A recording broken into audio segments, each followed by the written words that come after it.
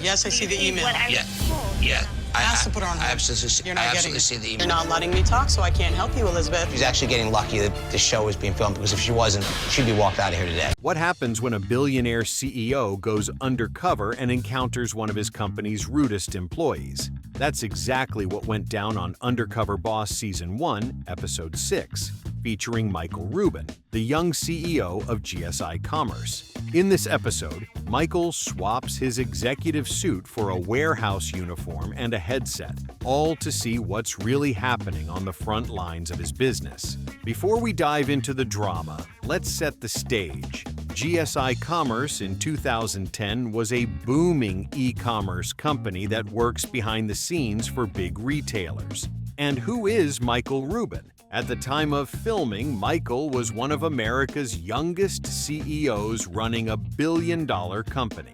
He actually founded GSI Commerce as a teenager, starting with a successful sports merchandise business in high school. By the time I was 14, I opened my first ski store in a retail shopping center. And by the time I was 21, I had a business doing over $100 million in revenue. And dropping out of college to chase the e-commerce boom. By his mid-30s, he had turned that hustle into a vast enterprise. Despite his youth, Rubin was the big boss.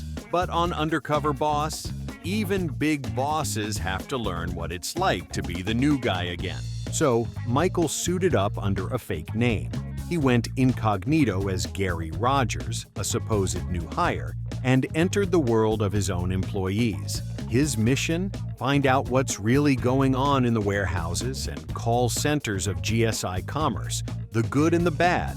Because I want to see, how's my team playing during the most important moment of the game? Without anyone knowing who he really is. Spoiler, he definitely found some bad, and one particular employee gave him more than he bargained for.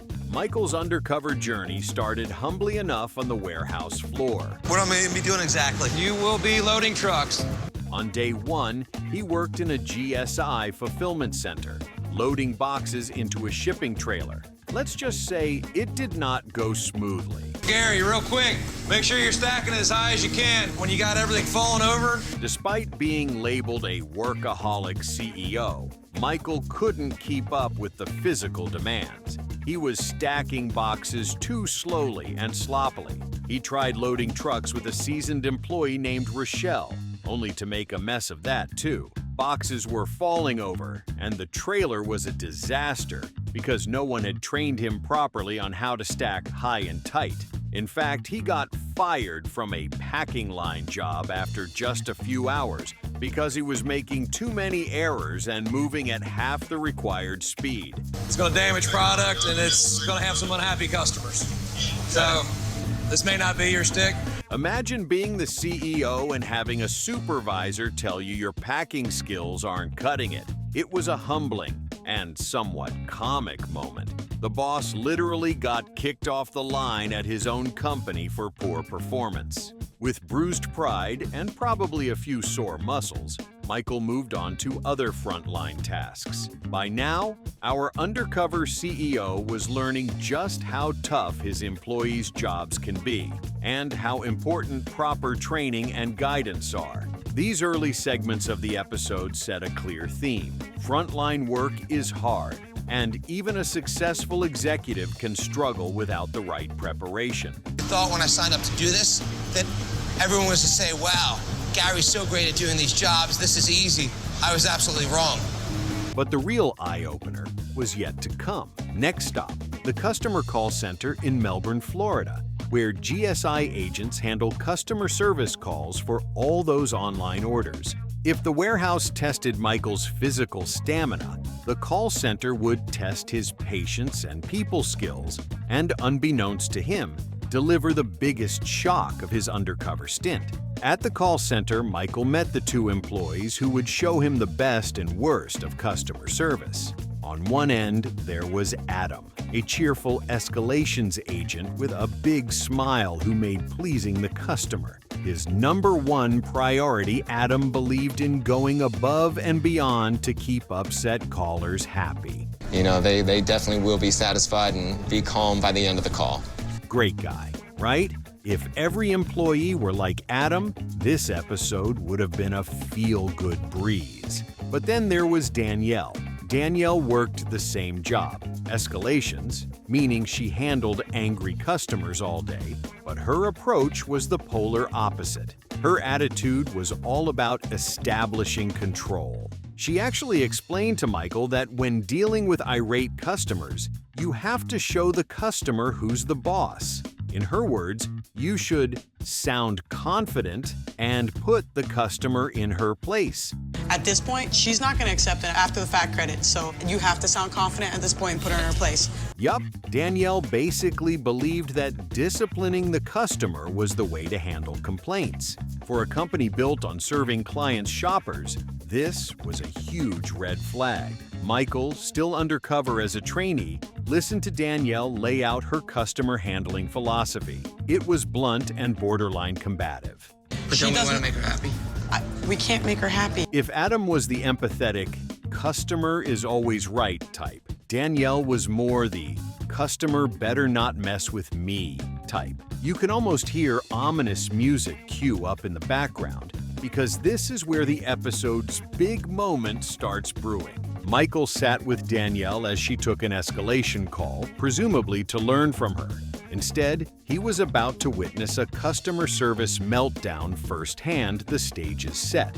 Danielle versus a very unhappy customer, with Michael as a fly on the wall, or rather, a trainee with a headset. Now, to the call itself, a scene so notorious that Undercover Boss fans still talk about it. Here's how it went down. A call comes in for Danielle. On the line is a furious customer who had a problem with her order. The customer's package had arrived in terrible condition. The box was crushed, and the merchandise inside was damaged. To make matters worse, it turns out there was a pricing mix-up. The customer was told she'd have to pay $149 for an item that was supposed to cost $99, a $50 difference, due to the company's error. In fact, we'll be paying $99.99 and getting the garment that I'd ordered, as promised. And what was GSI's solution? Charge the higher price now and give a $50 credit later once everything was sorted out. Essentially, pay $50 extra upfront and we promise you'll get it back later. Unsurprisingly, this caller was not a happy camper. So we've got a legitimately upset customer who feels overcharged and mistreated, and rightfully so. We want to help you and your business is really important to us. So just Waiting on a credit. You can do what you said. How does Danielle handle it? She goes by the book, the wrong book. Danielle's focus was on enforcing the company policy, flawed as it was, rather than empathizing. She remained firm that the system simply would not allow an immediate $50 refund or credit. In other words, sorry lady, my computer says no. May I speak now? The whole point Ma'am? is, where is Ma'am, the Elizabeth, not waiting on a credit? You're not letting me talk. As the customer protested, Danielle's tone grew cold and condescending. She all but talked over the customer, reiterating that the $50 credit could only be applied later, effectively demanding the customer pay the extra $50 now or not get the item. You're not letting me talk, so I can't help you, Go for Elizabeth. it. I'm sorry that you're having a hard time. Honoring what the email. At one point, Danielle put the caller on hold, or mute, and coached Michael on how she would deal with this. This is when she dropped the infamous advice to him.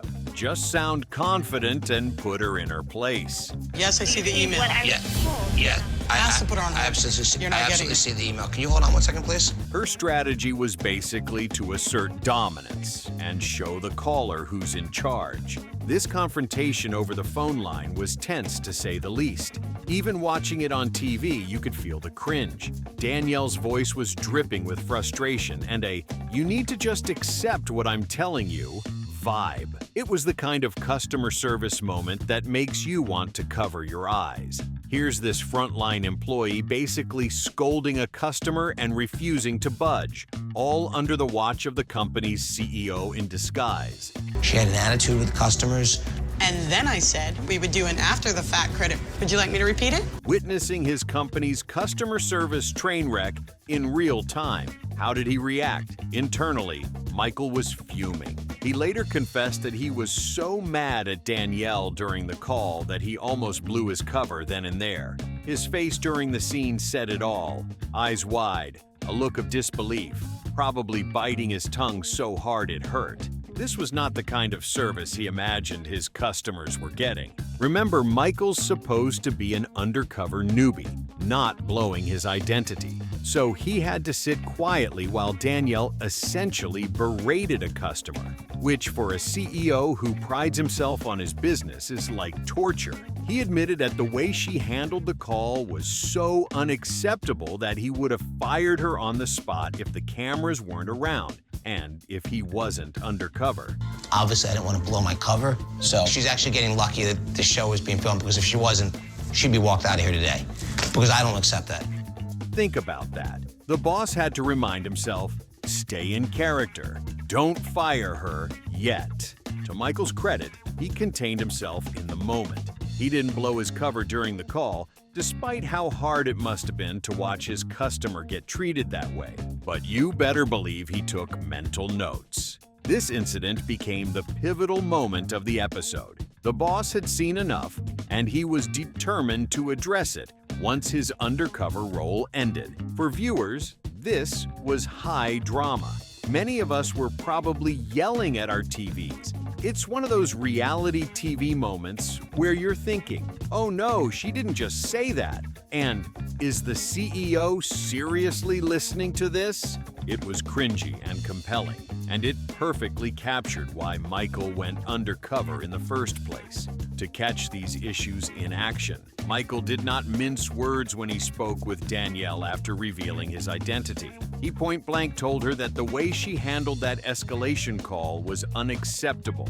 In essence, he said, there's no excuse to be rude to a customer like that. The way that call was handled wasn't acceptable, and not the way we can ever treat consumers. All those things he wanted to say in the moment, he now could say directly. The tone, the attitude, the lack of empathy, none of it aligns with how GSI Commerce should treat customers. It must have been a harsh wake-up call for Danielle, sitting across from the big boss hearing this feedback.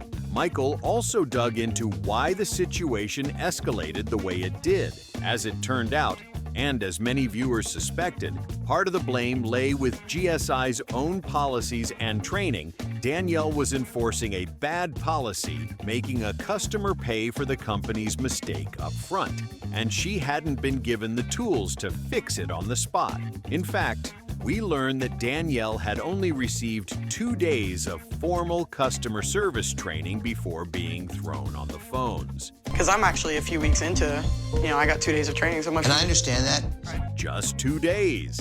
Handling irate customers is tough, even for seasoned reps. So it's not shocking that a minimally trained, relatively new employee struggled. Michael seemed to recognize this was a systemic issue. The company put Danielle in a position to fail. That doesn't excuse her attitude, which was undeniably poor, but it certainly explains how things reached a boiling point.